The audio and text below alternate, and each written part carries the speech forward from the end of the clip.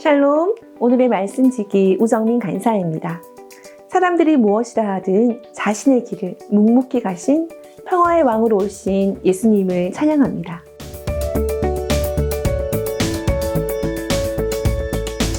문화와 비유를 마치신 예수님은 예루살렘을 향하여 앞서가십니다. 예수님은 예루살렘에서 자신에게 무슨 일이 일어날지 다 아셨지만 기꺼이 순종하심으로 그 길을 가셨습니다. 예수님은 백마 대신 나귀를 타심으로 선지자 스가랴의 예언대로 겸손과 평화의 왕임을 보여주십니다. 예수님은 굴림이 아닌 섬김을, 영광이 아닌 고난의 십자가를, 전쟁이 아닌 죽음을 통해 이 평화를 이루실 것입니다. 그는 십자가의 죽으심으로 하나님과 우리 사이에 평화를 이루실 평화의 왕이십니다. 예수님의 예루살렘 입성을 본 제사 온 무리가 호산나 찬양을 드립니다. 그 제자들이 예수님의 사명을 다 이해한 것은 아니었지만 그들이 한 찬양은 예수님께 합당한 것이었습니다. 바리새인들은 예수님을 향한 찬양을 멈출 것을 요청하지만 예수님은 그들이 찬양하지 않는다면 돌들이 소리 지르고 찬양할 것이라며 바리새인들을 책망하십니다. 예루살렘 사람들은 예수님을 찬양하며 맞이하는데 예수님은 예루살렘을 보며 우십니다.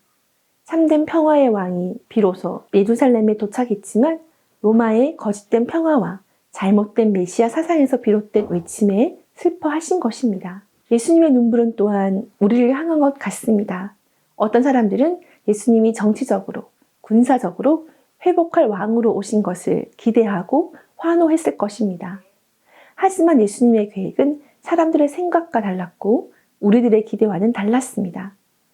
예수님을 믿는다고 하지만 실상은 내가 얻고 싶은 것, 내가 받고 싶은 것을 구하는 게 먼저는 아닐까요? 하나님 나라를 세워간다 하지만 그것이 하나님이 아닌 내가 유익한 것을 위한 것이 아닌가요? 예수님은 이런 우리를 보며 지금도 울고 계실 것 같습니다. 예수님은 성전에 들어가셔서 모든 것을 정화하십니다. 사람들은 하나님을 예배하는 성전에서 자신의 이익을 위해 장사를 했습니다. 그러니 성전이 더 이상 거룩한 곳이 아닌 강도의 소굴로 변하게 된 것입니다. 예수님은 그들을 내쫓으시고 그곳에서 가르치십니다. 이 모습을 본 대제사장들과 서기관들, 백성의 지도자들은 예수님을 죽이려고 꾀합니다. 하지만 백성들이 예수님의 말씀에 귀 기울이니 그들이 어찌할 바를 알지 못합니다. 여러분이 속해 있는 공동체는 어떠한가요? 장사를 해서 성전이 더럽혀지는 것만은 아닙니다. 하나님의 이름으로 모인 곳에서 하나님이 아닌 세상의 기준에 의해 움직인다면 그곳이 세상과 다른 것이 무엇일까요? 예배하기 위해 모였다고는 하지만 그곳에서 무엇을 하고 있나요? 세상과 다른 이야기를 하고 있나요? 세상과 똑같은 기준으로 똑같은 이야기를 하고 있나요? 하나님이 기뻐하고 하나님이 찾으시는 성전이 지금 당신이 있는 공동체일까요? 믿는 자들이 모여있는 그곳은 하나님이 기뻐하는 성전이 되기를 기도합니다.